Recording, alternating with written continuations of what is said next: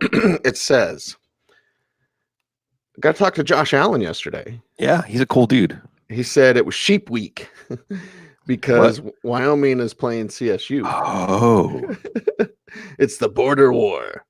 So, yeah, that drew the attention of the Colorado media. We'll draw your attention now as it's go time.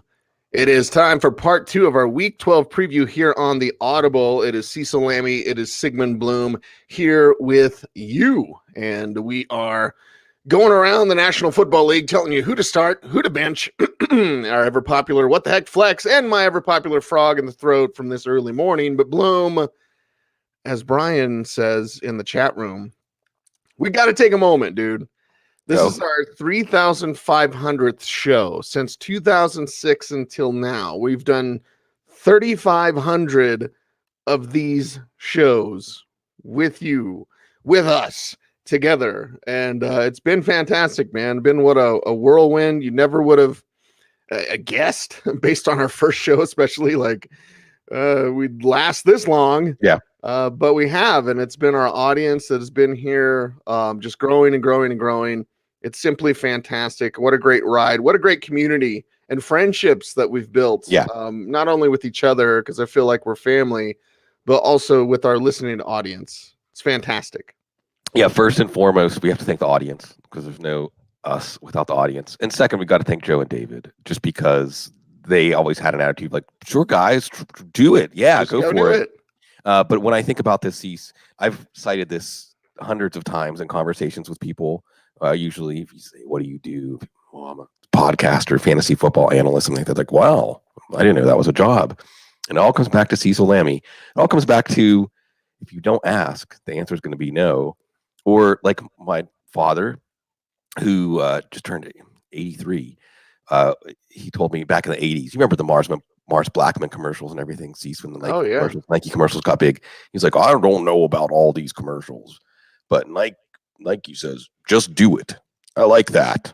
He taught me that. He's like, as a kid, I can remember him saying, I like that. I like Sigmund L. Bloom, by the way. I'm not the first Sigmund Bloom. So the message to everybody out there, and what is really the draw here is we love this. We love talking about football. We love talking. We love football. We love talking to each other. We love talking and hopefully enriching people, or at least entertaining or helping pass the time. Whatever it is in your life, if you're listening right now, be drawn to the things that you love and be like Cecil Lammey. Dream big. He sent me that shirt once, Cease. Mm-hmm. And don't let your imagination limit the possibilities of your life, because I could have never imagined this. Whenever you put the phone up to your tape recorder, talk about primitive podcast. I mean, we were a podcast before there was such a word as podcasting. And I think that it should be a lesson to everybody out there that if there's love, if there's enthusiasm, if there's passion, if you follow that golden thread, you never know where it will lead.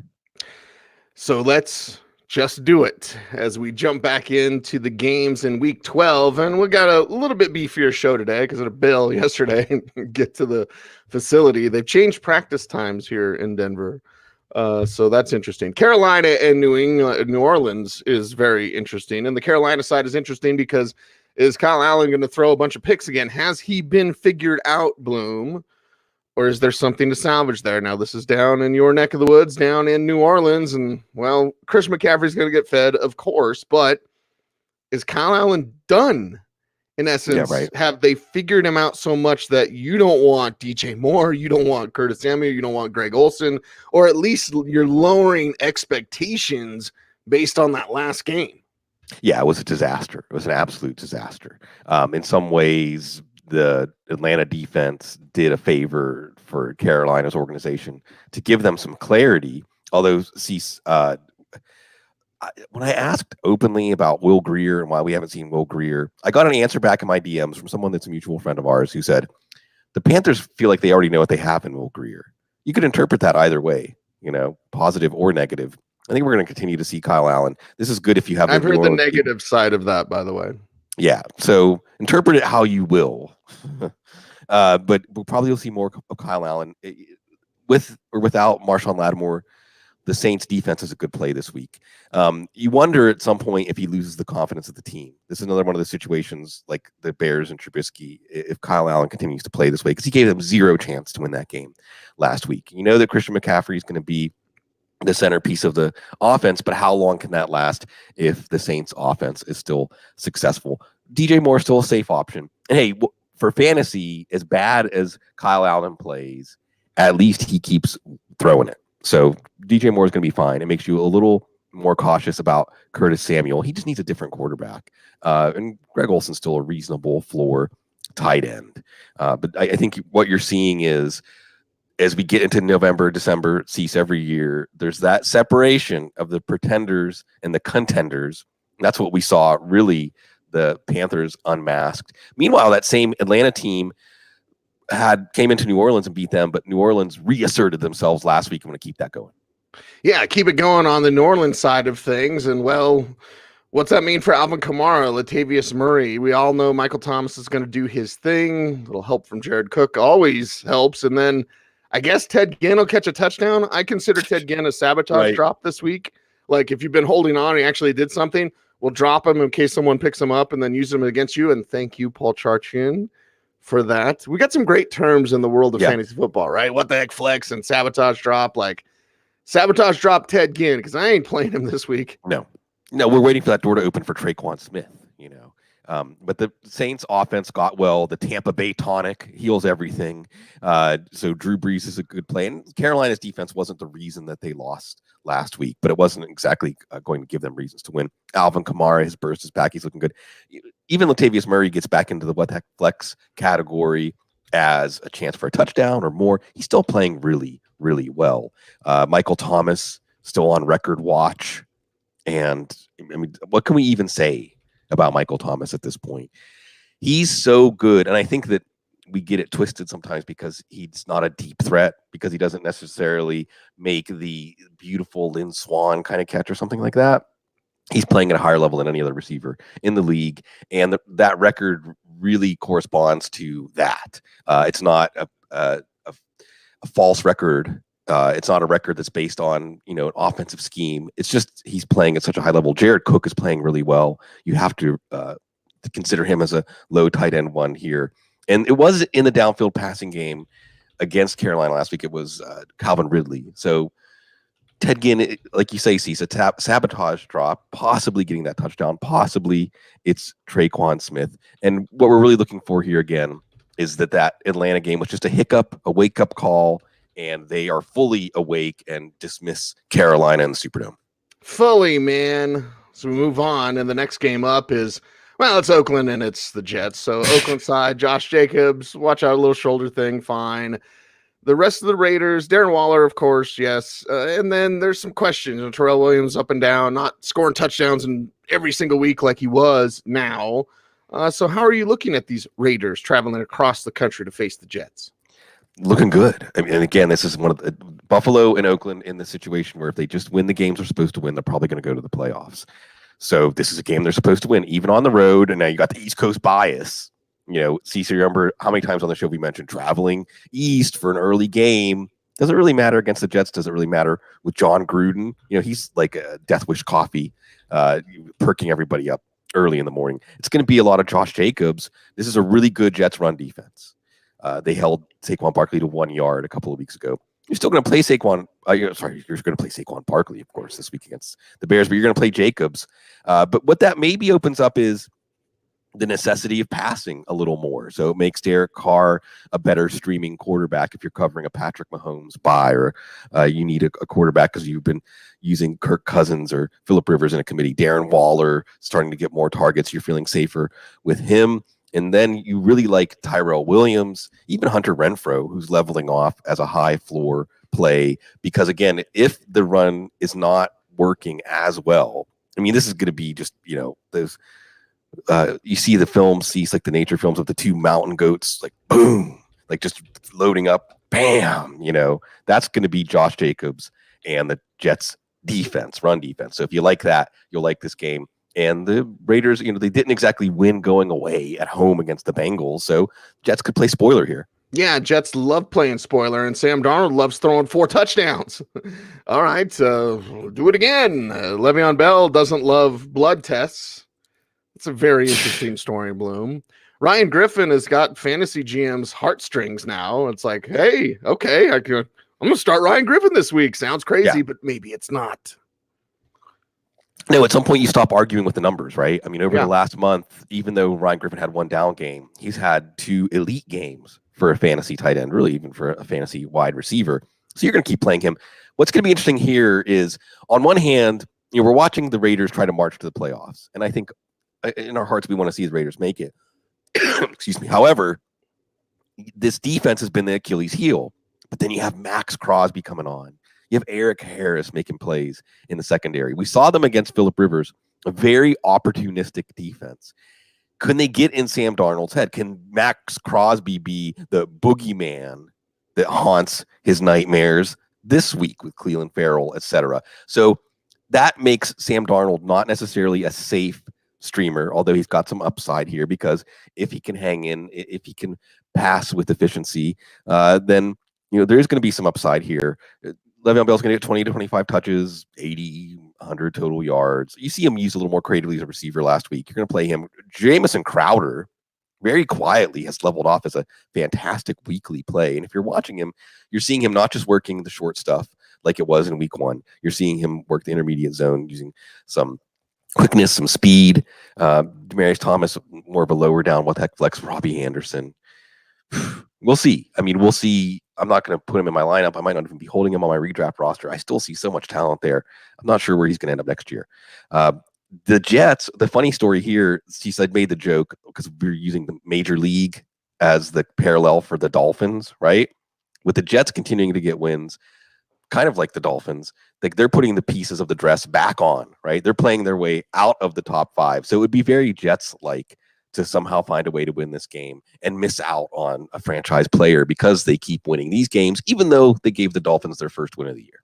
They're like Buffalo's been for years, where Right. they're going to pick in the 10s and the 12s, they're 10 to 12, something like that. And well, here you go. You miss out on the top tier players. Don't miss out on Seattle and Philadelphia, especially because there should be a lot of offensive points. Seattle can't play defense, but they can play offense. The Tyler Lockett thing is interesting, Bloom, and hopefully he's okay. Hopefully Tyler Lockett is fantastic and his normal self and all that. DK Metcalf, Josh Gordon. We got the chat room asking about Flash Gordon this week. Jacob Hollister has been a revelation, even though they activated Ed Dixon off of IR. I don't think he'll cut into Hollister's time much, if at all. Of course, that reflects back on Russell Wilson. Let's talk about Seattle's side. Philadelphia's side's got enough issues, but let's talk about the exciting Seattle offense. Yeah, this is an exciting game, and this is another one of those quasi-playoff games. Seattle got a big win at San Francisco, back and forth game last time we saw them, and Philadelphia is going to be in a dogfight against the Cowboys. And there's a chance that the loser of the division, second place, could make the playoffs as a wild card, but you can't count on that. So there's a lot going on here.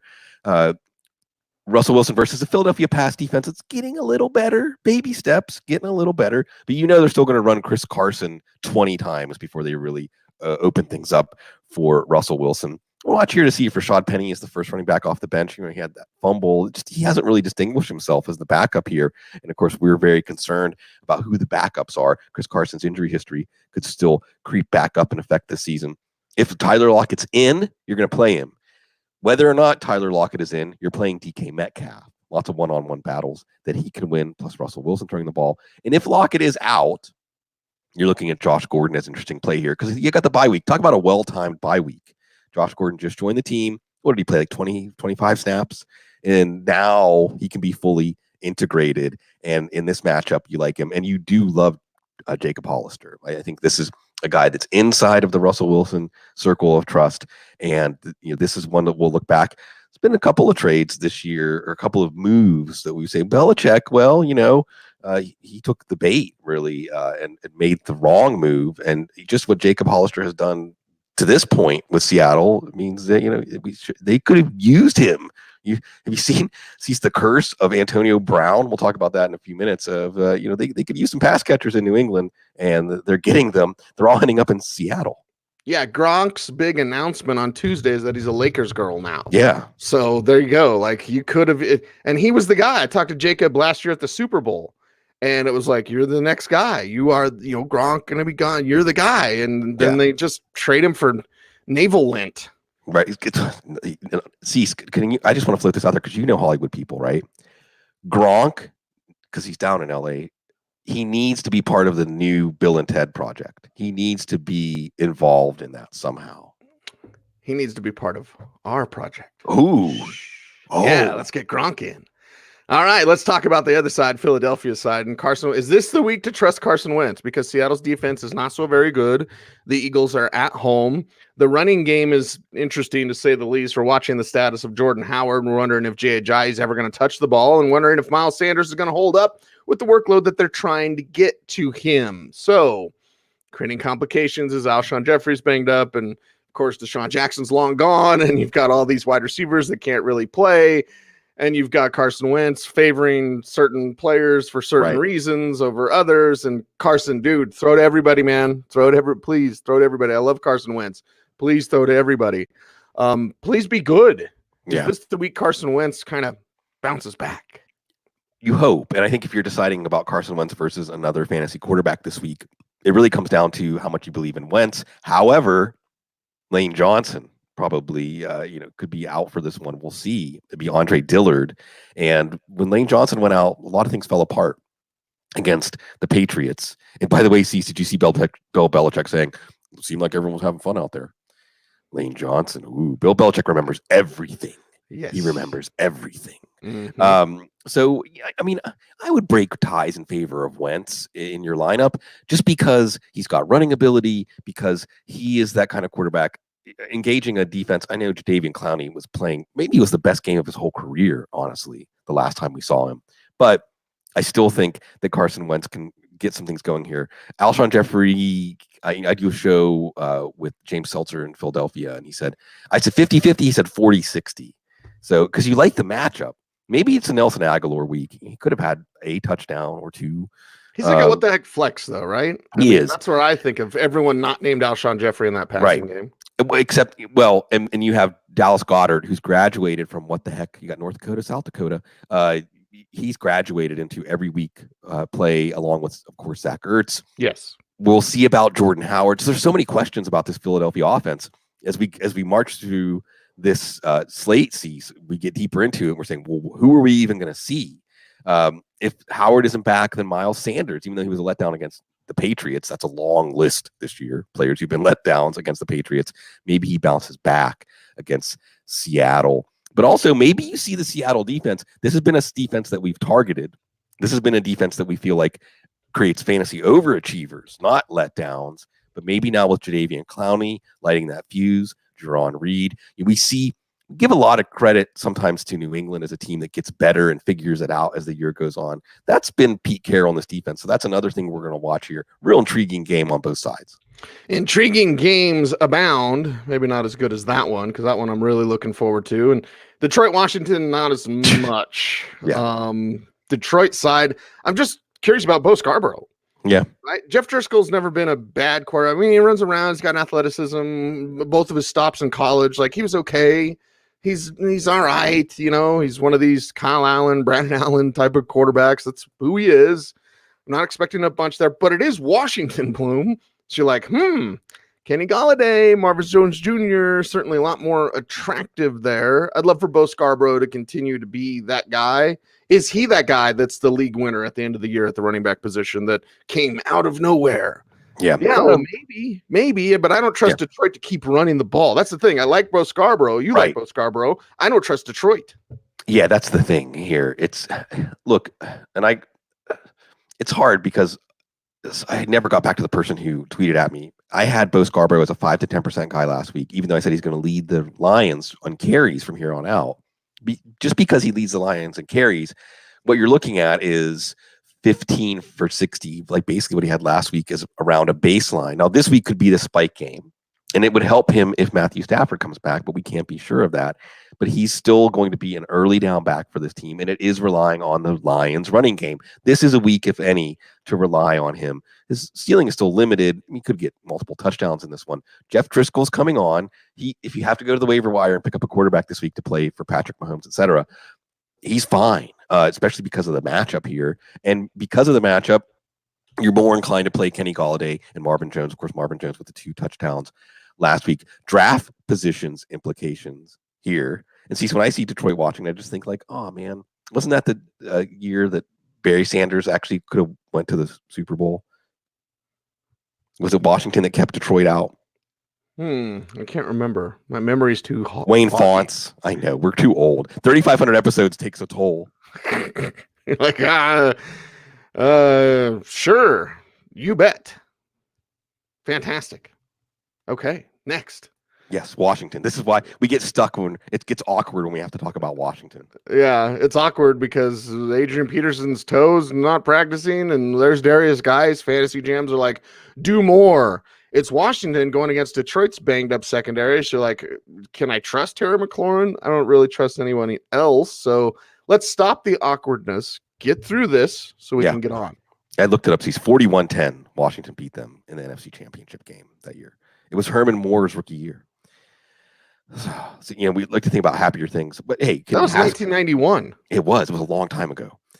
Dwayne Haskins, can he show a little success outside of garbage time like he did last week? It is Detroit's defense. Everything worked for Dak Prescott last week, but it's Dwayne Haskins. Terry McLaurin, he's still playing with great intensity. He had a 60-yarder from Haskins last week that was called back by penalty. It was one of those throws you're like, okay, there's something to build on. Called back by penalty. But he's also going to see Darius Slay. So maybe Paul Richardson could be back this week.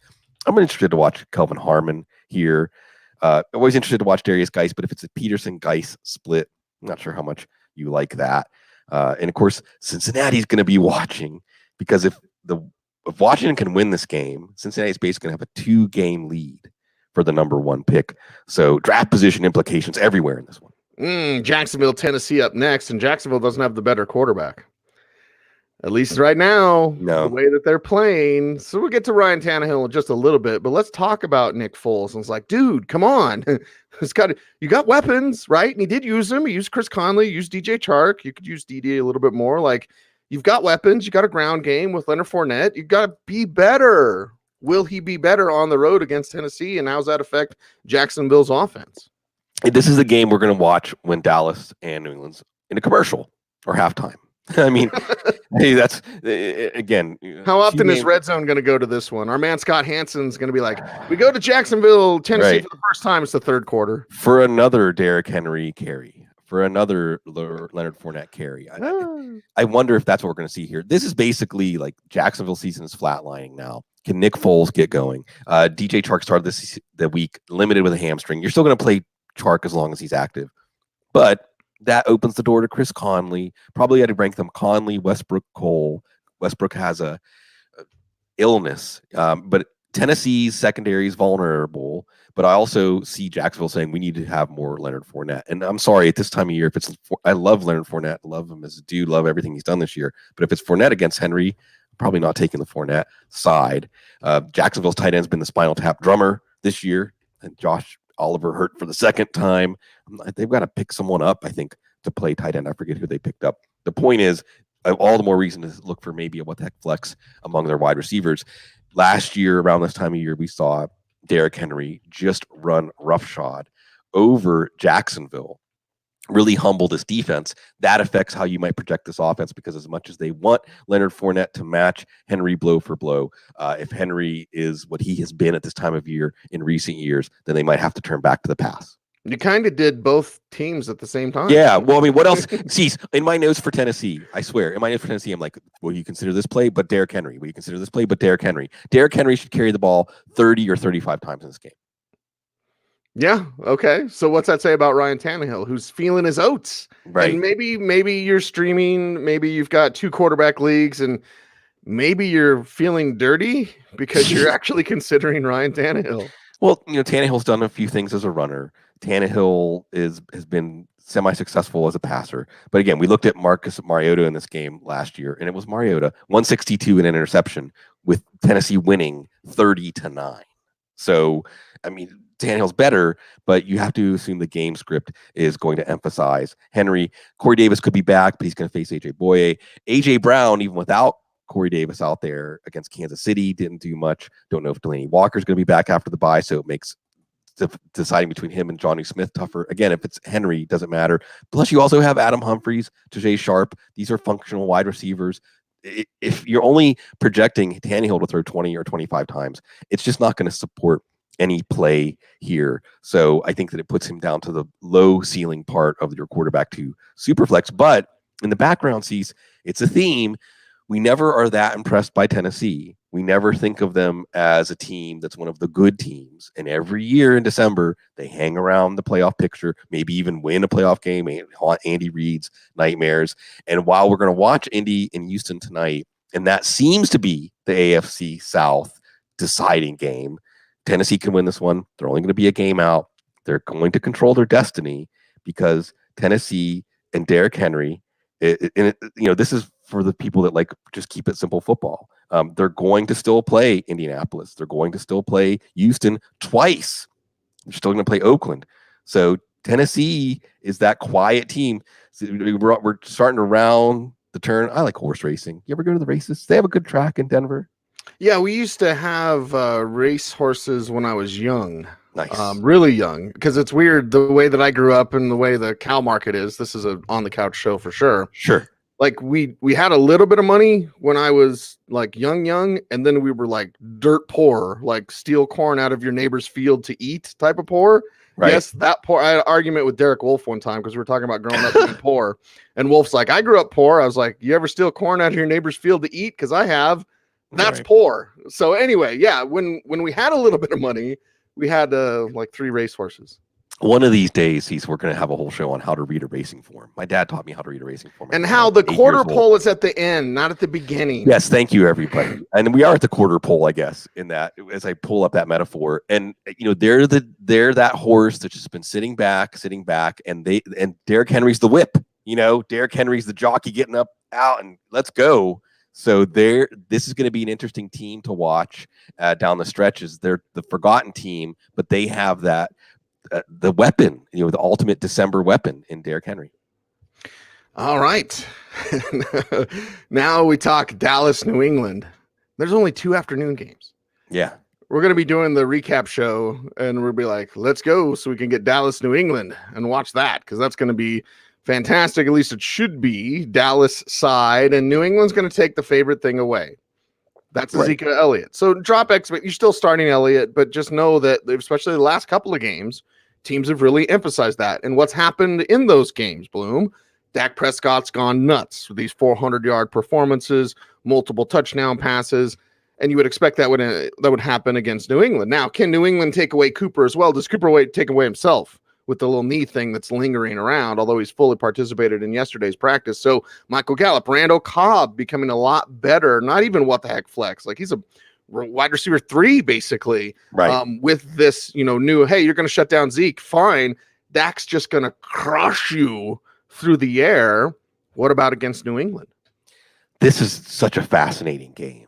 I mean, we could probably spend 15 or 20 minutes talking about this game and all the different things that will reveal themselves. And I think what's interesting here is that I would actually expect. So what we're doing is we're trying to simulate Bill Belichick. We're trying to simulate Jason Garrett. I could make some really, mean jokes here if you're talking about how to simulate Jason Garrett, but you got Kellen Moore here too. So I actually think that Bill Belichick, and I don't know, I'm sorry if it was Eric Stone or somebody else, I can't remember who it was that put this out there, that Belichick might just be content to let Dallas play into their natural ethos of run, right? Because what's the more dangerous part of the offense right now? Is it Dak Prescott in the passing game, or is it Ezekiel Elliott? I mean, Ezekiel Elliott doesn't look quite like the explosive, dangerous Ezekiel Elliott that he's been in years past. And Wouldn't you be content with the way that Dak Prescott is playing, with the array of weapons around him, to face 3rd and 2, 3rd and 3, and say, well, let's see if our defense can get us off the field. Let's focus it on one play. On the other hand, will Kellen Moore and Jason Garrett understand that with a quarterback like Dak Prescott facing a defense like New England, you have so many pieces to create mismatches, right? Again, the Pepper Johnson interview, R.I.P. Deadspin. If you haven't read it, though, look it up. Pepper Johnson interview where he talks about what Belichick hates is 2 good running backs on the field. Is there another team better situated to do that? They just saw Tony Pollard make some explosive plays last week. Put Elliott and Pollard out there. Have them go out and run routes as receivers. Have them match up with some of these linebackers. You know that Gilmore is going to cancel out Amari Cooper. I'm not saying to bench Amari Cooper, but I'm not going to talk you out of that. That points to Cobb. That points to Gallup. Those are going to be one-on-one matchups they can win in the passing game. You also have Blake Jarwin, who should be playing over Jason Witten. Jason Witten can do some old veteran, old guy game stuff, but Blake Jarwin's the explosive player, ripping the seam. If I'm the Cowboys, I am going vertical. I mean, I'm putting the pressure on this Patriots defense to cover all of these weapons in the passing game and letting Dak Prescott, who's red hot right now. And you saw Belichick knows this, right? Belichick said, 500 yards on 70 plays? Belichick knows. Belichick knows that Dak Prescott is actually the point of the spear of this team now, not Ezekiel Elliott. But it makes sense to me for Belichick to treat Elliott as, induce the run, not take on Dak Prescott. From a fantasy perspective, you got to play Cobb, you got to play Gallup as wide receiver 3 flex types. But what's much more interesting than fantasy is putting fantasy aside and just looking at the chess game, but truly in a chess checkers way. I mean, this is one of those situations like Dan Quinn sees, like Jason Garrett, just get out the way, man. Just be a figurehead.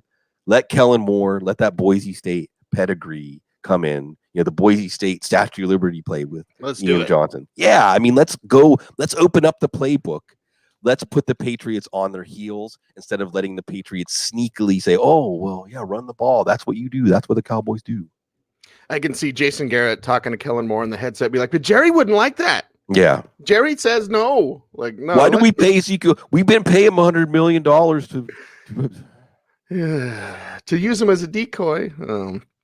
All right, let's talk New England side in this one. And fantasy GMs are like, and by the way, Bloom, this could be a Super Bowl matchup. Yes. I mean, that's on top of it right there, too. So, it's an interesting path for both teams. Probably more interesting for Dallas because the NFC's brutally tough.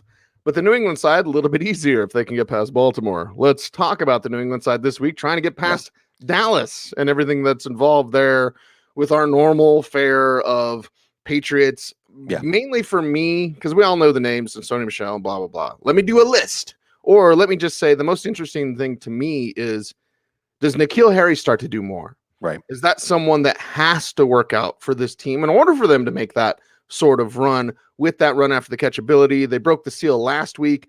I'm interested to see how the first round rookie does this week. And all the other Patriots. Cecil, imagine for a second. Am I in trouble? You usually call me Cease. When you say Cecil, I'm like, I'm sorry, Bloom. I'm sorry. I'm sorry. No, I'm sorry. Cease, imagine for a second that you covered the Patriots instead of the Broncos. Okay. Is it crisis? Is it crisis time for this offense? Are you starting to hit the panic button on this offense? I mean, that's a big story here. Now, Brady and company can say, like, we're still getting used to each other, et cetera, and they're going to get Isaiah Wynn back and so on. I mean, you can tell a story to say things are going to get better. They can't run the ball. They can't pass downfield. They can't get in the end zone. This is not a good offense. Tom Brady's talking about it. You know it's bad. Yeah. So that's the story here.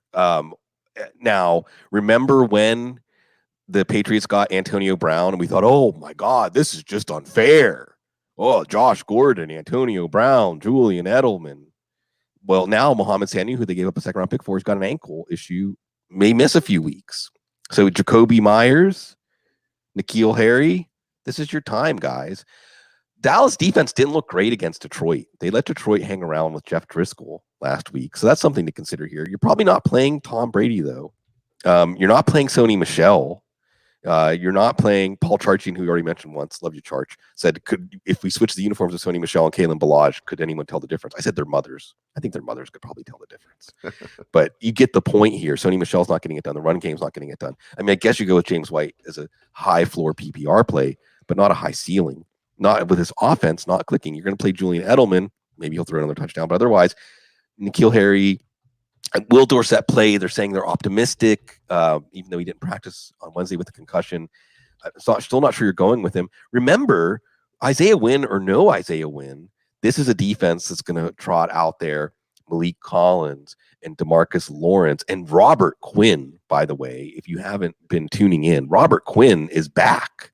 Robert Quinn is all the way back as a pass rusher. So Dallas has a chance, plus they've got, Leighton Vander Esch, Jalen Smith. They have a chance to make some plays on their own. Maybe it's a Ben Watson week. Ben Watson getting free. There were a couple of plays they had dialed up last week when Philadelphia kind of forgot about Ben Watson. So that's perhaps something to watch here. But I think as we all will get to watch this game closely, that, the New England offense really is an Achilles heel, and sees it's very reminiscent of the Denver team you covered that won a Super Bowl. But is the defense that good? We saw against Lamar Jackson, they wilted. What will they do against Dak? What a game. What a great game. And as much as not having more than 2 games in the afternoon is a bit of a bother, to really focus on this one and concentrate on it and take in every play and let it wash over you is going to be a joy. And then a joy in the NFC in Green Bay and San Francisco, and this one in San Francisco. So let's start with the Packers side first. And up against that 49ers defense, what kind of success do you have for Aaron Jones, Devontae Adams, and the rest of the pass-catching group, which is jumbled, but still, you've got players that can emerge from there. Jamal Williams is a what the heck flex, maybe, like Vulture touchdown, maybe. But it's the 49ers at home, and it's that defense at home. And that's that defense that can complicate things for Aaron Rodgers. But I always look at the second play, Bloom. Yeah. Like it's never the first play with Rodgers. It's always the second play. He might be the best second play quarterback in NFL history, meaning that you'll call a play, you'll run it. Rodgers will do something to extend the play and then make that play. He might be the best second play quarterback. He's going to have a lot of second plays against the 49ers on Sunday. Yeah, right. When we say potential Super Bowl matchup, Dallas, New England, Green Bay, and San Francisco, and down here in New Orleans, they say, hey, wait a second. What about us? This is a fun matchup. When I say I brought up Barry Sanders, Cease in the 41-10 game. When I say Green Bay, San Francisco, only one player, right? Only one player you think of? I think of Terrell Owens. Terrell Owens, baby. Yeah. Mm-hmm. Terrell Owens. He got it. Got it. An all-time scintillating NFL play. And maybe we'll see these teams play again in the playoffs. This is a fun matchup, contrasting team construction, contrasting styles. Kyler Murray was showing some cracks. Cliff Kingsbury showing some cracks in this great defense. There were some things that were working. Green Bay's had 2 weeks to prepare for this. San Francisco's had some grueling games. So this is going to be interesting to watch. It makes sense to me to run this offense through Aaron Jones and Jamal Williams, including his receivers. I think they're both going to be decent plays here. And then, of course, you have Devontae Adams. You're going to play Devontae Adams. Otherwise, if we're looking for a second player, I still think it's Alan Lazard. I still think Lazard is an interesting guy that creates those opportunities for Aaron Rodgers to make those improvisational plays, and Lazard can win at the catch point. Lazard showing that he can fit in. But I do think it comes down to Aaron Rodgers. And you can really just isolate this to an extent, Matt LaFleur. But really, as you said, it's more Aaron Rodgers outside of structure. It's Aaron Rodgers making those plays that it looks like nobody should be able to make. And that's what you have to do to beat the San Francisco pass rush. So this is a really fascinating game. And while we've seen Green Bay at times this year look like a team that's coming together, we've also seen their defense really falter and let them down. At one point, we said Aaron Rodgers with the defense. Well, that sounds like a Super Bowl team. Well, Aaron Rodgers might do his part, but the defense has to do their part. Aaron Rodgers with the coach he likes. That sounds like a Super Bowl team. Or a coach he'll tolerate. I don't know. Does Aaron Rodgers like anybody? Yeah. Certainly not himself. Yeah, he's a bit of a curmudgeon. Let's talk about the flip side of this contest in San Francisco. All right, Tevin Coleman, you're up. All right, guess Emmanuel Sanders. Yes, the ribs. It's Sunday night, man. You better have other options. Yeah, maybe that other option is Deebo Samuel. Am I right, ladies? Yeah. And George Kittle, right? There's another shrug bloom. Nothing but shrugs abound for the 49ers. So are you starting those shrugs? This is that Jimmy Garoppolo. Is he Jared Goff? I mean, is he a quarterback that he's sure when all the pieces are in place, or at least some of the pieces are in place, and Kyle Shanahan's dialing up plays that, oh, we know that if they do cover zero, this play is going to work. We know that if we do this little slip screen with Richie James, they're not going to be seeing it. Okay. Now, granted, Jeff Wilson and Richie James are both going to play in this game, but it sounds like Kittle, Sanders, and Samuel all are going to come down to the wire in this one. And we already saw with Sanders last week, if he plays, that doesn't mean he's going to play the whole game or be effective for the whole game. With Samuel, it's a rookie, it's a shoulder. With Kittle, I think they never really have told us how serious his injury was, and who knows what happened with him playing on that injury. So I think we have to just project this game as if Garoppolo is going to be, well, they're going to, like you said, Tevin Coleman. And some of this is going to come down to whether Aaron Rodgers is successful enough to force Jimmy Garoppolo to throw more. Might even the Green Bay defense be a sneaky play here if all of these guys are inactive. So what we're going to watch here, I love Richie James. It's so funny. It's not an outlandish take. I remember saying, I think Richie James is going to be as good as Dante Pettis in the NFL. I mean, I'm not even sure if there's a winner in that debate. But Dante Pettis, I mean, could this be a game when Dante Pettis comes out of the phoenix, out of the flames, out of the ashes? Or even Kendrick Bourne, who scored a touchdown in 3 weeks in a row. Ross Dwelly, and Joe Staley's banged up. Joe Staley, another game time decision in this one. You have the Smith brothers, Preston and Za'Darius. You have a Green Bay defense that earlier this year looked like the kind of defense that could put pressure on, that could make ball hawking plays in the secondary. Did they assert themselves in this one? So a lot of question marks here, but mostly this is a quarterback game. And this is a coach game. LaFleur and Shanahan, of course, LaFleur and Shanahan work together. So this is going to be a really fascinating game. I think that there's a lot of food for thought. New England, Dallas, Green Bay, San Francisco. Looking forward to these ones.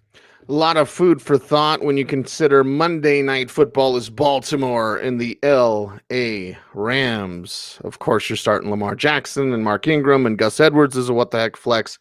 And that receiving group, you're hoping Hollywood Brown could do something flex-worthy, and that flex appeal there with him. Mandrew, love that guy. This is going to be a good game. Again, Put it on mute and enjoy Baltimore scoring lots of points. Yeah. Is it going to be a good game? I mean, Wade Phillips, good luck. This is an interesting challenge for Wade Phillips. It's almost like, see, you can think about like a class with a pop quiz or a test. Wade Phillips has seen it all, right? Well, he hasn't seen anything like this. I don't know. The database should pull up, like, has Wade Phillips faced Michael Vick? What happened in this That's game? what I was thinking. Like, I got to go back and look at Vick's game, see if he ever faced Wade and how Wade faced Vick. Usually you mush rushed Vick. Yeah. That's what the best defensive coordinators did. So we'll see. It'll be interesting to see what Wade Phillips dials up here and what Aaron Donald does, and how maybe you use Aaron Donald as like a free radical causing some chaos and maybe showing some things that Lamar, like getting the attention of Lamar Jackson. I'm not sure. At this point, Lamar Jackson has so much momentum. Again, we saw what he did against New England, that you have to give the benefit of the doubt to Lamar here, and Mark Ingram and Mark Andrews. You'd imagine that Jalen Ramsey is going to be on Marquise Brown. Look, that's actually a good trade-off for Baltimore. If Jalen Ramsey, I mean, this is one of those things where he's not really going to affect the outcome of the game. It should be fun to watch this, maybe more if you're a Ravens fan than a Rams fan. But as I've tried to highlight with New England, Dallas, with Green Bay and San Francisco to a lesser extent, but especially with this one, we're going to really get to see the chess game. But, Lamar Jackson is like a three-dimensional queen right now, right? Like, he can not only move in all those directions on the board, but he could jump up and fly like he has go gadget, whatever. And that's why I think Wade Phillips' challenge, and seeing what Wade Phillips does, you can't just play your defense and expect it to slow down Lamar Jackson right now. You have to have something that causes him to pause, because we're all pausing and just basking in the greatness that he is right now. I don't think Lamar Jackson is in our dimension. Yeah. I think he shows up, he does a little something, and then he'll leave. And he'll go back to whatever dimension he's from, because it's fantastic. He's better than us. He's better than all of us in the NFL. That's what everybody's saying. Okay, Rams side of things. Chat room's already like, what's going on with Robert Woods? Yeah, just hope it's okay. Yeah. What's going on with Brandon Cooks? Right. Let's get to guys that are going to play. Yeah. On Monday night, and Todd Gurley. How the mighty have fallen. And the Rams side is interesting. No. Goff, none of these guys are as interesting against Baltimore. And even though they're going to have to put their foot on the gas, it's still not that interesting. The offensive line is in shambles. And, okay, you could get away with running Gurley 25 times against the Bears. The Ravens have a better run defense. And the Ravens, I mean, I don't want to bloom them. Or maybe I do as a Steelers fan. They're the Super Bowl favorites. Not just the Super Bowl favorites to go from the AFC, but to win right now. Because not only do they have Lamar Jackson and all of the issues that presents, but they've got the best set of cornerbacks. Remember, they still have Wink Martindale. I mean, they still have a defense that is going to confuse or otherwise cross up the opposition. This is all bad for Jared Goff, all right? This is play the Baltimore defense. Cooks is back, but, if Jimmy Smith is on him, that's not good. We see teams taking Cooper Kupp away. We see Josh Reynolds almost making plays, so maybe that's what you target. But if it's Josh Reynolds against Marlon Humphrey or Josh Reynolds against Marcus Peters, I'm not taking Josh Reynolds in that one-on-one battle. And that's and the Ravens, the problem for them is who's going to rush the passer. Well, Matt Judon has been rushing the passer. Tyus Bowser, love seeing him starting to show up. He's rushing the passer. So because of the secondary, they're getting there. They're getting home. Maybe it's Gerald Everett, but he played about 20 snaps last week. Again, all roads intersect here. We have that. Usually, we say it's the run game, the winning team, and the fantasy defense that go together. Right now, it's Lamar Jackson and the fantasy defense that go together. And it's another example of those year-to-date stats. Throw out the year-to-date stats on the Baltimore defense. This is a different Baltimore defense than we saw in the first 6, 7, 8 weeks. They didn't have Marcus Peters. They didn't have Jimmy Smith. Now they do. And I'm just glad that Lamar Jackson and this Ravens team gets a national stage to show what they're doing. See what I'm doing, Bloom? You see this? See this? Uh-huh. You're looking up the Vic thing? No. I've written down the date and the time. Yeah. Okay, so there you go. Yeah. Quote from Sigmund Bloom. I bloomed them. Ravens are the Super Bowl favorites. And if you did bloom them, we will have evidence of the date and time. I'm going to set it by my drafting table right here. Okay, boom. There we go. And as Steelers fans, it's like, damn it, I hate Baltimore so much, but I love watching them. Why can't the Steelers I want to root for Lamar Jackson. I mean, I do too, man. Like, that's a conflict. As a football fan, if you're watching Lamar Jackson and you don't want to root for that guy, like I want to be part of the joy and the waves of enthusiasm that he creates. So sorry, Steelers Nation. I've been in a bind because I'm like, is it wrong to be hoping for Mason Rudolph to get suspended? I'm in all kinds of conundrums and dilemmas. You're all sorts of conflicted. But here's the thing, and then I come down to, I often say this about movies, right? Ford versus Ferrari is the reason why we go to see movies. The way that movie was written. Joker is why we go see movies. The way that was written and the way it was acted was brilliant. Instant masterpiece. Lamar Jackson is the reason why we watch football. Yeah. This is why you love football. Yeah, I hate the Ravens. I hate them. I call the Rat Birds. The Brandon Stokely hates anytime I say you won a Super Bowl with the Rat Birds, Stoke. Yeah. But Lamar Jackson is the reason you punch your ticket and you go to the theater and you go to enjoy this. So enjoy this. Yeah, maybe you hate Baltimore, but enjoy it. Broncos country hates the Chiefs, but Pat Mahomes is really fun to watch. So we could all dial back our hate, right, Bloom? Well, I think Calbuto says players, people over laundry. And I think that part of it isn't just the way that Lamar Jackson's playing. It's his story. It's what he's had to overcome, the negative energy, the doubts that he's had to overcome to his face, through back channels, through whispers. He's overcome all of them. And don't you just feel, I get excited, Cease, because I think there's really three. There's three people who could make the Hall of Fame, both for their playing career and their career as a coach, or their career, in Ozzie Newsome's case, as a personnel man. Mike Ditka, Dick LeBeau. That's going to fill my heart with joy. Right. And Ozzie Newsome.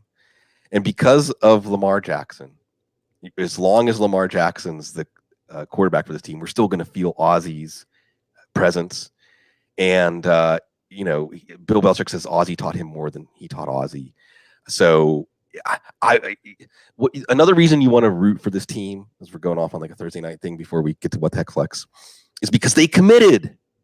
They drafted Lamar Jackson and said, let's build an offense around what Lamar Jackson can do. And forget about, if we run him too often, he's going to get hurt. And maybe he will get hurt, and maybe everyone will say, see, he told you. But it's like, how are you going to live your life, right? It goes back to the beginning of the show. Bet on yourself. Because if the answer is you aren't able to do it, what does it matter anyway? But try to hit your peak. If you aim for the moon, you might not get to the moon, but you're going to get higher than if you just aim for what you think you can do. And I'm talking to myself right now. And Bloom, what is the main thing you're highlighting? And this is a Thursday night topic, but I don't give a damn. This is our show. It's 3,500 shows. Here's what you're highlighting. Proceed without fear. Yeah. Live without fear. Play without fear. Perform without fear. Fear is our most powerful emotion. And trust me, turn on the news and you're going to see all sorts of things that they want you to be fearful of for multiple reasons. We need to go with logic, with passion, with emotion. What works?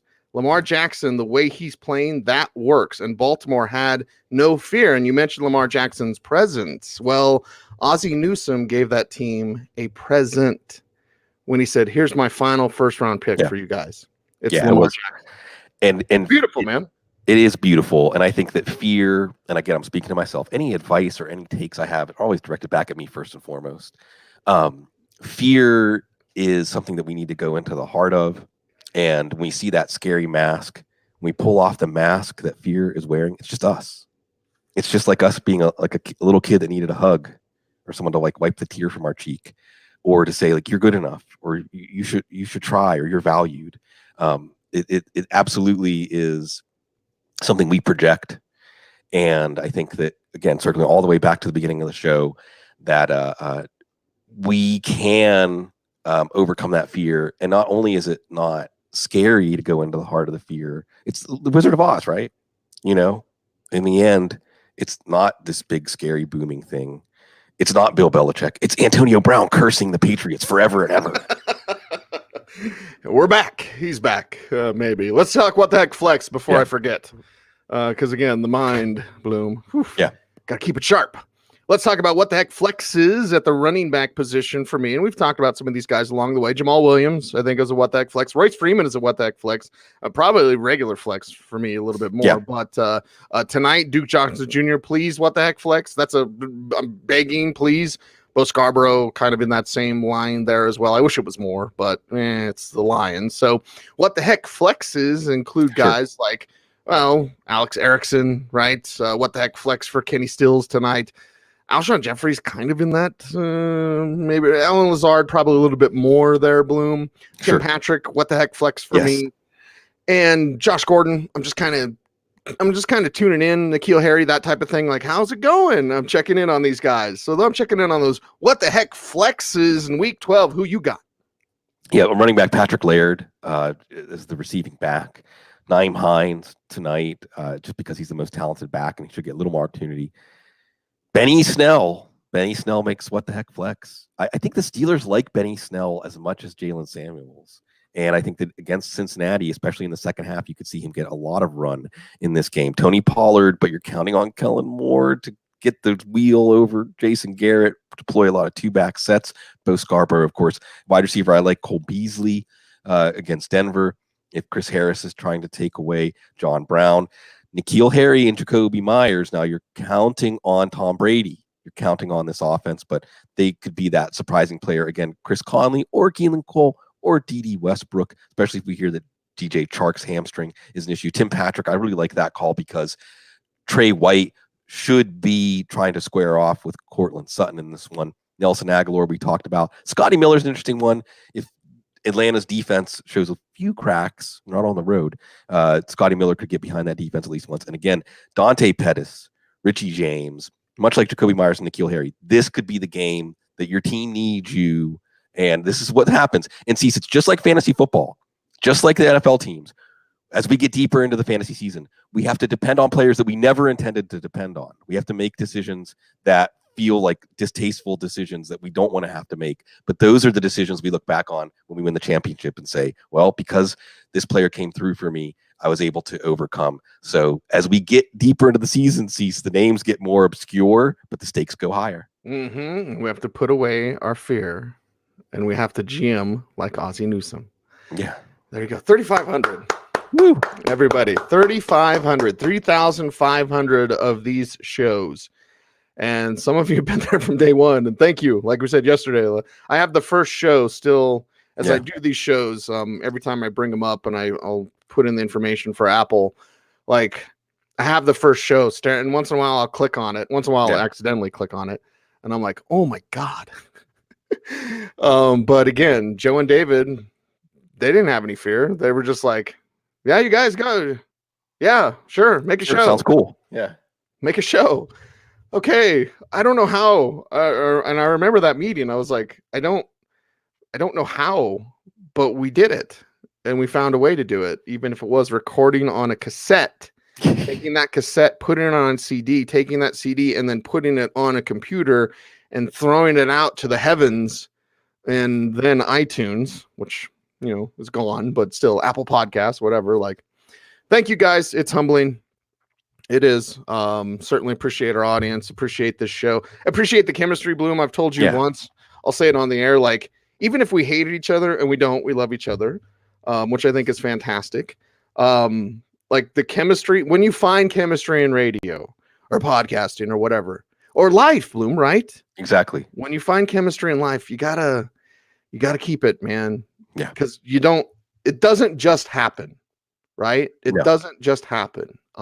So anyway, that's a wrap. He's Sigmund. I'm Cecil. We're the Audible. Stay tuned and stay frosty.